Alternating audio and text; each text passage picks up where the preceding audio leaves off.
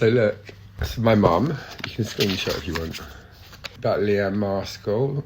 And then I'm going to read you 2 pages. Writing this book is one of the hardest things ever in my life.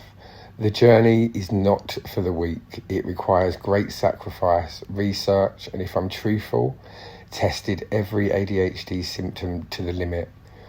I created most of the ADHD specific tools by myself, for myself, to overcome the symptoms that delayed the book.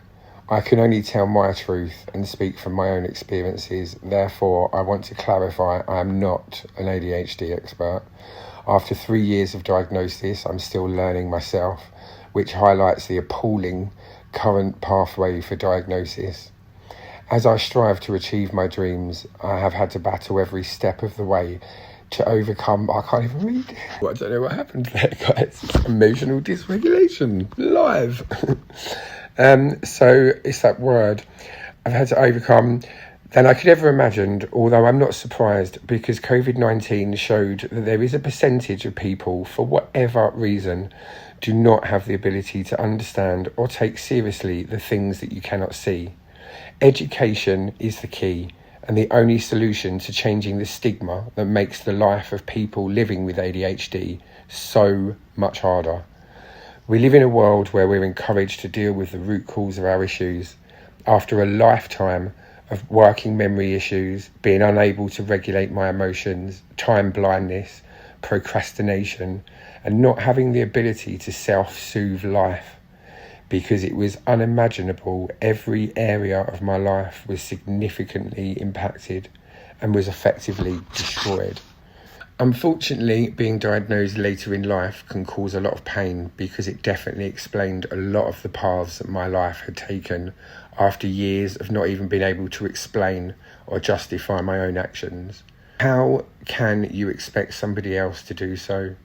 Until I knew about ADHD, I spent many years not being able to justify impulsive decisions, my explosive outbursts, or the fact I would burst into tears at the drop of a hat.